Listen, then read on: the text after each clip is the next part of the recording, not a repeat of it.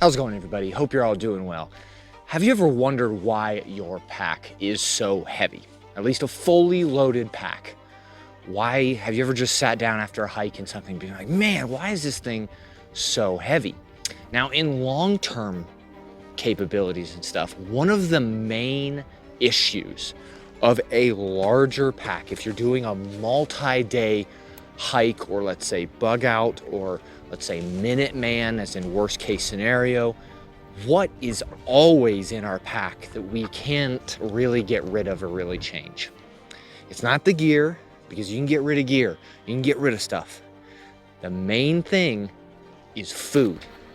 Food is ultimately the one thing that you need in your pack, and it is extremely difficult to lighten that load. Because packs and stuff are easily lightened, realistically. Like, for instance, if I take a Eberly stock, backpack, or a Mystery Ranch backpack, or a Kelty backpack, they're typically, for a decent one, 3 to 5 to 8 pounds. Some Eberly stocks are very heavy. Some Mystery Ranches are very heavy. And you start thinking about it and you go, man, I wish I could get a lighter backpack. And you type up on Google and go, wow, there's this Dyneema composite, hollow Cuban fiber, and there's a 70-liter pack for 2 pounds. Why am I running around with a 50-liter pack for 5 pounds? Purchase, and it comes to your house, and then you instantly eliminated like 3 pounds, depending on however heavy your pack was. Same with a sleeping bag. If you have a 6-pound sleeping bag, like say the military modular system, right? And then you're like, man, I want a lighter pack, or I want a lighter sleeping bag. You go buy a lighter sleeping bag. The issue is with food, you can't exactly go out and buy lighter food. Now you can, but there's a lot of details behind it. There's a lot of nutrition-based details, and there's a lot of calorie-based details behind that. And it's just hard to eliminate. Now, it's never gonna get eliminated. Not the proper word, I guess I should have used, but you can lessen it. Now, there is a YouTube channel out there called Gear Skeptic, and he goes in super hardcore detail about calories and what type of foods groups are the lightest weight per ounce. So typically you do calorie per ounce.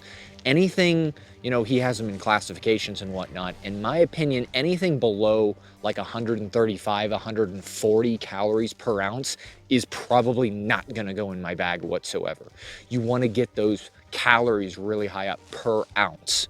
I know I'm getting into math and some other stuff, but just bear with me.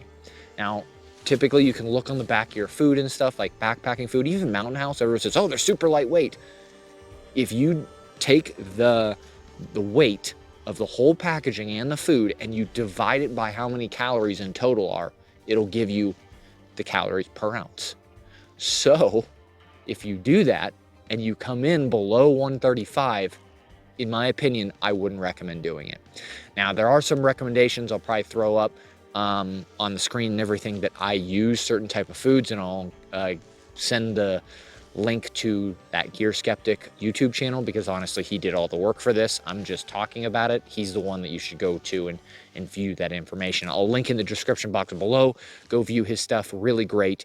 But food is extremely difficult, and if you want to master your pack, or master hiking, or master Minuteman, or your bug out kit, you're gonna have to look into the values and the weight of food in your pack. Now, for instance, I have about, I think it's 19,000 calories in this pack, and it weighs 8 pounds, 1 ounce.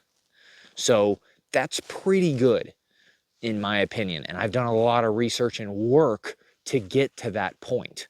So I don't know what it comes out to off the top of my head of doing the math. Someone, of course, is going to do it in the comments and say, oh, well, that's only 137 calories per ounce.